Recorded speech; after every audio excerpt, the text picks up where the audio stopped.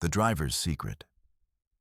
A man in a gray uniform stood before a burning fire pit, while another man aimed a silenced pistol at his head.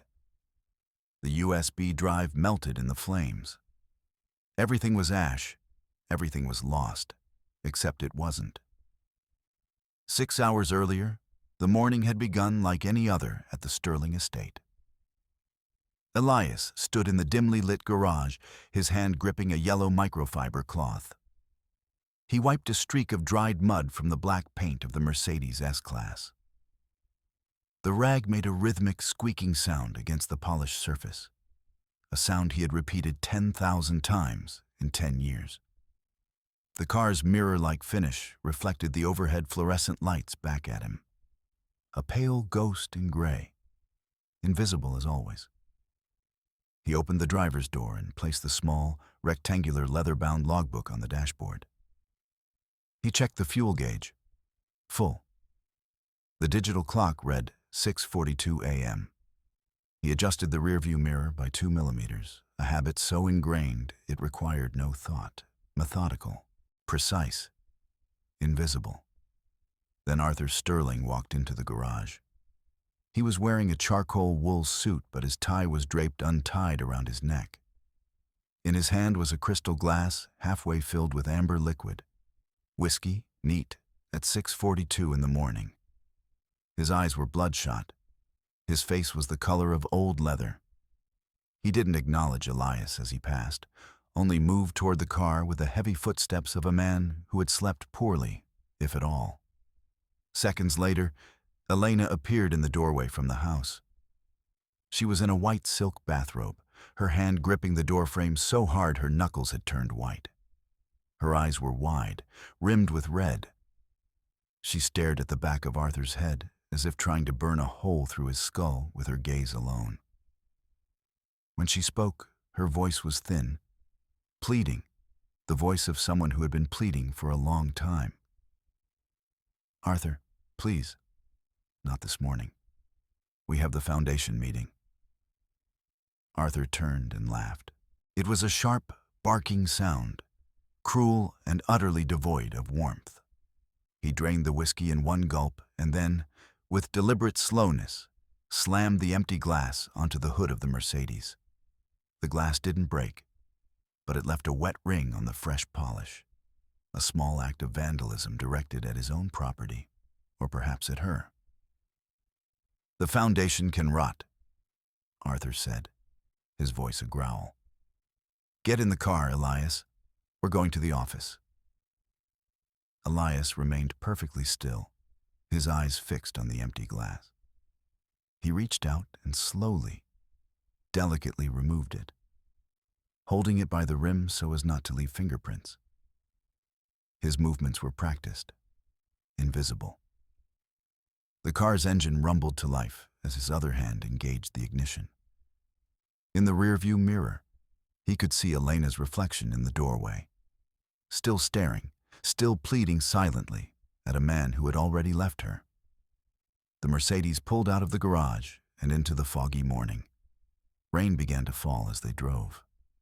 Heavy rain, the kind that turned the world into an impressionist painting, all blurred edges and muted colors. Elias drove through the downpour with the same precision he applied to everything else. Smooth acceleration, early braking, predictive steering. The windshield wipers moved at high speed, thump, thump, thump, thump, a metronome counting down to something neither of them could see. From the back seat, Arthur leaned forward, his face reflected in the rearview mirror alongside Elias's own eyes. "Pull over," Arthur commanded, his voice urgent and sharp. "Under the bridge up ahead, now." Elias didn't ask questions. Questions were for people who had choices. He pulled the car off the highway and brought it to a stop on wet gravel beneath a concrete overpass. The sky had turned the color of old bruises. Everything was quiet except for the percussion of rain on the metal roof. A man in a yellow raincoat stepped out of the shadows. He emerged from beneath the bridge like something that had been waiting in the dark for exactly this moment. Arthur motioned for Elias to roll down the rear window. The glass descended with a soft electric whir, and the rain came in sideways, cold and penetrating. The man in the yellow raincoat stepped closer. He reached into the car, grabbed Arthur by the tie, and pulled his face toward the window with sudden, desperate violence. "You think you can just stop the payments?" the man hissed, his voice hoarse with fury. "My brother is in the ground because of you." Elias unbuckled his seatbelt with a metallic click. He moved out of the driver's door with an explosive clarity of purpose that seemed to come from somewhere deep and old inside him, a place that had nothing to do with driving cars. He grabbed the man's wrist and twisted it away from Arthur's tie, driving his shoulder into the man's chest and pinning him against the cold concrete of the bridge pillar. The stranger tried to punch. Elias parried the blow with his forearm, feeling the sting of impact but registering it only as information. He delivered a swift knee to the man's stomach, and the stranger collapsed into the mud, coughing and gasping for air. "Get back in," Arthur said from the back seat, not even looking at the man curled in the dirt. His voice was bored, dismissive, as if this was all part of a routine he had performed many times before. "We're late. Leave the trash where it belongs." Elias stepped back into the car. His knuckles were red. His uniform was wet. He found a spare rag in the door pocket and wiped his hand carefully, methodically, as if the act of cleaning was the only important thing in the world. The car pulled back onto the highway, and the man in the yellow raincoat disappeared behind them, swallowed by rain and fog. By evening, Elias was in Arthur Sterling's private office on the 34th floor of the Sterling building. The room was a monument to wealth and power. Dark mahogany, leather furniture that cost more than a car. The smell of expensive cigars soaked into every fabric. A grandfather clock in the corner ticked with the slow, measured rhythm of old money. Gold fountain pens sat in a leather case on the desk. Everything was designed to communicate a single message: that the man who worked in this room was above ordinary rules. Arthur had left his briefcase at the office. A forgotten detail. A small oversight that meant Elias had to come back at 5 o'clock in the evening to retrieve it. A task that should have taken 3 minutes. Elias moved through the office like a ghost, picking up the black leather briefcase from beside the mahogany desk. As his sleeve caught on the edge of a desk drawer, the drawer slid open an inch. Inside was a blue ledger. The cover read, "Personal, do not remove," in gold foil lettering. He opened it to a random page. "Good work, Elias," Arthur said, his voice low and threatening. "You have a talent for being where you're needed. Make sure it stays that way." That night, Elias drove through a dark storm with Arthur and a young woman in the back seat. She was wearing a sequined dress, the kind of dress you wore when you were trying to be someone other than yourself. Her name was Claire, though Elias never heard her use it. He only saw her in the rearview mirror, crying, trying to pull away from Arthur's grip on her arm. "You promised," she was saying, her voice breaking. "You promised." Arthur slapped her. It was a sharp, wet sound that seemed to echo through the entire car. Her head snapped back against the leather seat. Elias's hands tightened on the steering wheel, his knuckles turning white. But he didn't stop the car. He didn't speak. He simply continued driving through the rain, watching the road, watching the mirror, watching everything. Then a silver sedan swerved in front of them. It cut them off so suddenly there was no time for gentle braking. Elias slammed his foot on the pedal, and the ABS system began its frantic pulsing. The Mercedes skidded, tires screaming against wet pavement. They came to a stop 3 feet from the sedan's bumper. 2 men in ski masks jumped out. One carried a crowbar. He smashed the driver's side window with one powerful swing, and tempered glass exploded over Elias's face and shoulders, thousands of fragments raining down like ice. His face stung where the sharp edges cut, small lines of blood beginning to form on his cheek. Elias kicked the car door open with both feet, using his entire body as a weapon. The door slammed into the first attacker, and Elias rolled out into the rain, moving with the fluidity of someone who had been trained for violence a long time ago.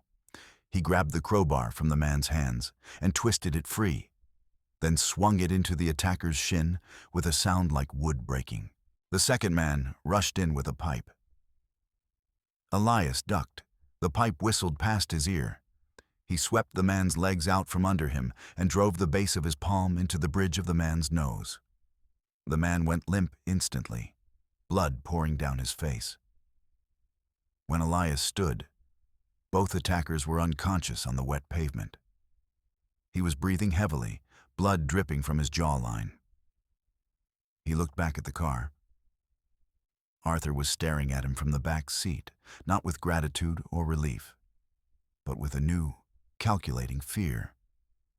The kind of fear a man has when he realizes the person he thought he controlled has suddenly become something unknown. "You're more than a driver, aren't you, Elias?" Arthur said, his voice careful now, measured. "Where did you learn to do that?" Elias said nothing. He simply closed the car door and pulled back into traffic, leaving the two men in the rain behind them. The next morning, Arthur handed Elias a small velvet box from Cartier. They were in the car, parked in a loading zone outside Arthur's office building. The city was bright and ordinary around them, people moving from one place to another, completely unaware of the currents that moved beneath the surface of things. Arthur was drinking a coffee as if the night before had never happened, as if violence and screaming were simply part of the landscape. "Take this to my wife," Arthur said, his voice commanding and cold. He didn't look at Elias. "Tell her I'll be home for dinner. And Elias, keep your mouth shut about the window. It was a carjacking attempt, nothing more." The red velvet box sat on the seat between them. Through the semi-transparent fabric, Elias could see the glint of something expensive. A necklace, probably. A gift to cover something. A gift to apologize for something that didn't require an apology from a man like Arthur Sterling. Elias drove the car back to the mansion and went directly to Elena's dressing room. The curtains were drawn. The room smelled of stale perfume and gin. There were empty bottles on the vanity, collected there like evidence. He placed the red box on the mirror, careful to position it perfectly, and turned to leave. That was when he saw the white envelope. It was propped against a jewelry tree, and his name was written on it in elegant, shaky cursive. Elias. His hand shook slightly as he picked it up. The paper felt fragile, as if it might disintegrate if he held it too tightly. Inside was a letter. The handwriting was the same, shaky cursive. "I know you see everything. You are the only one who does. He killed James. It wasn't an accident. The proof is in the foundation's basement. Help me." Elias looked toward the bathroom door. A trail of water led out from underneath it, water that had pooled on the hardwood floor in a way that suggested it had been there for some time. He pushed the door open.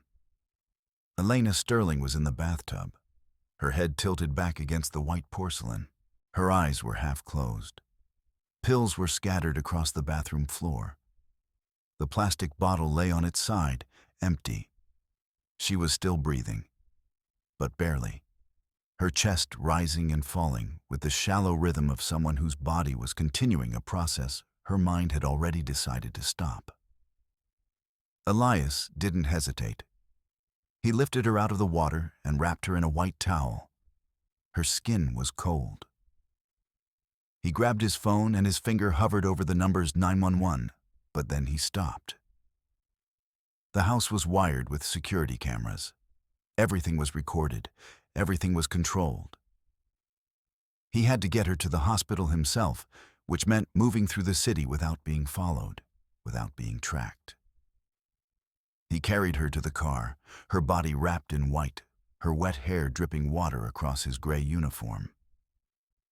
Elias put the Mercedes in gear and tore out of the driveway, gravel flying behind them. In the mirror, he saw two black SUVs pull out from the side of the house, their lights flashing silently. The pursuit had begun. He drove like a man with nothing to lose. He wove the Mercedes through traffic, using the shoulder to bypass a delivery truck. The SUVs stayed glued to his bumper. One tried a pit maneuver, clipping his rear fender, but Elias had already anticipated the move. He pulled a hard J-turn in the middle of a busy intersection, forcing his pursuers to slam into a fruit stand that exploded in a shower of oranges and apples. The Mercedes disappeared into the labyrinth of narrow alleys that ran through the old part of the city, brick walls flashing past on either side. Behind him, the sirens grew fainter, and then disappeared entirely. He reached the hospital emergency entrance and carried Elena inside, shouting for help. The doctors took her away. The monitors began beeping. And in that moment, Elias knew he could never go back to the mansion. At 2 o'clock in the morning, Elias stood in front of the basement door of the Sterling Foundation building. He was wearing a dark hoodie pulled up over his head. He used a magnetic bypass tool on the electronic lock, a device he had purchased under a false name from a man who didn't ask questions. The light turned from red to green, with a soft click. Inside, the basement was a catacomb of filing cabinets and stacks of dusty blueprints. He shined a narrow beam flashlight across the labels until he found a box marked Project Oakwood 2021. His hands were steady as he pulled out a set of blueprints. Between the pages, he found a USB drive and a stack of crime scene photos. The photos showed a car wreck, the car James Sterling had died in 5 years ago. One photo, magnified under the flashlight, showed something else. A brake line that had been deliberately cut. A hand grabbed his shoulder and flipped him around. It was Victor, Arthur's head of security. He was massive. 6'5", 250 pounds of muscle maintained through violence and will. He punched Elias in the gut, driving the air out of his lungs, and Elias crashed backward into a metal shelf. The impact bent the shelf, and boxes fell to the floor. Victor pulled out a retractable baton. He swung it at Elias's head. Elias rolled, and the baton sparked against a filing cabinet where his head had been a moment before. Elias grabbed a heavy stapler and threw it at Victor's face as a distraction. The stapler connected with Victor's forehead, drawing blood, and that moment of confusion was enough. Elias tackled him, driving him into the wall. They grappled on the floor, Victor's massive hands reaching for Elias's throat. Elias felt the fingers close around his neck, cutting off his air. He reached for a sharp piece of metal from the broken shelf and stabbed it into Victor's thigh with all the strength he had left. Victor roared, and his grip loosened. Grip. Elias delivered a series of rapid elbow strikes to Victor's temple until the big man slumped, unconscious. Blood was in Elias's eyes. His throat was bruised. But he was holding the USB drive and the photos. He was holding the evidence. He limped out of the basement and into the night. At 4 o'clock in the morning, Elias sat at a small table in a dilapidated apartment with a cracked laptop in front of him. He plugged in the USB drive. Files appeared. Break, failure, test.move, wire transfer logs.pdf, Senator Vane, intercept.mp3. The upload progress bar started climbing. 12%, 15%, 22%. He had rerouted the signal through 3 different servers. It should work. It had to work. The internet connection icon on the laptop turned into a disconnected globe. The upload failed. Elias's heart rate spiked. He frantically checked the router, but the lights were out. The internet had been cut deliberately, which meant someone knew where he was. There was a knock at the door. A specific pattern. 3 short, Two long, one short. It was the pattern Elias had taught Detective Miller, the only person he thought he could trust. Elias opened the door. Miller was standing there with his gun in his hand, and he wasn't alone. Behind him were two uniformed officers. Miller's face was gray with shame. "I'm sorry, Elias," Miller said, and his hand was shaking. "He has my daughter. Give me the drive." In that moment, Elias understood. The resistance he had built, the detective who had helped him, it was all part of a trap. Arthur Sterling owned the police. He owned the foundation. He owned everything. There was no way out that didn't lead back to him. Elias handed over the USB drive. Miller took it, and behind him, the officers stepped forward with handcuffs. They didn't speak. They didn't need to. They simply took him by the arms and led him away. When Elias opened his eyes next, he was on his knees in wet grass. It was 5:30 in the morning, before dawn. The grass was cold against his knees. His hands were zip-tied behind his back. Two guards stood behind him. Arthur Sterling was standing by a burning fire pit, the USB drive in his hand. Or at least what Elias had made him believe was the USB drive. Arthur dropped it into the flames. He then picked up the stack of crime scene photos. One by one, he tossed them into the fire. The images of the cut brake line curled and turned to ash. The evidence disintegrated. Everything was burning. Arthur walked up to Elias and kicked him in the ribs. Elias fell onto his side, gasping for air. Arthur leaned down and whispered in his ear, "You were just the driver, Elias. You were meant to see and say nothing. Now, you'll be buried in the same ground as my brother." One guard pulled out a silenced pistol. He aimed it at Elias's head. The barrel was steady. The intention was clear.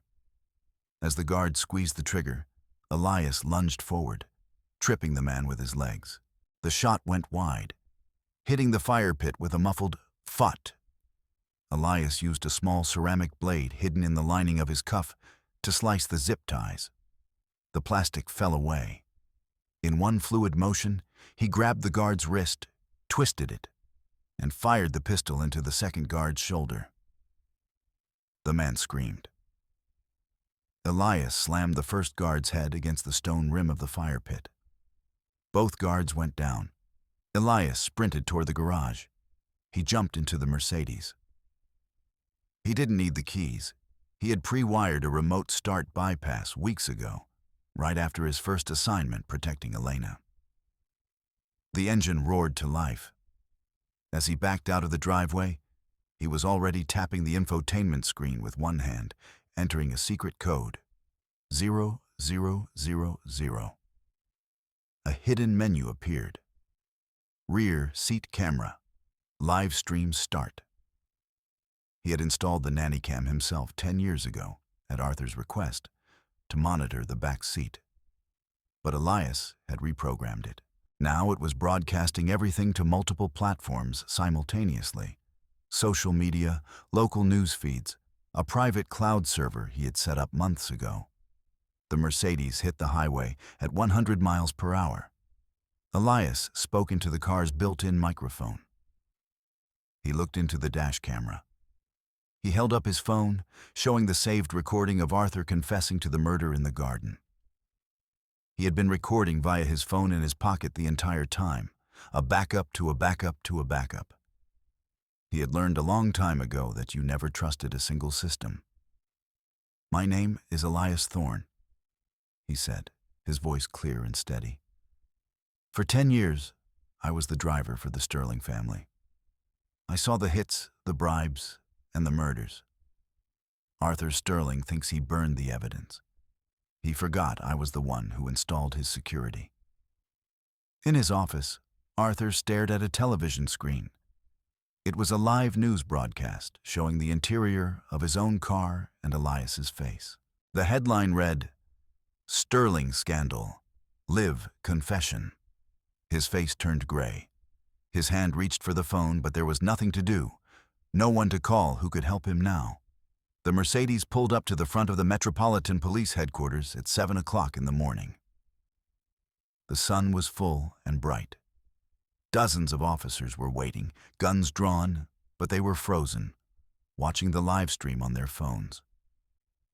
Elias stepped out of the car with his hands raised. In his right hand, he held a second USB drive. Smaller, silver, the real one. The one in the fire had been a decoy he had planted the night before, photographed and documented. Officers moved forward and handcuffed him. His rights were read. He was led inside. As they brought him through the lobby, Elias saw Elena Sterling on a television monitor. She was being wheeled out of the hospital, conscious, alive. She smiled at the camera. Elias looked at the camera one last time. He winked. The screen went black. "I hope they liked the ride," he said to no one in particular. But there was no one there to hear it anymore.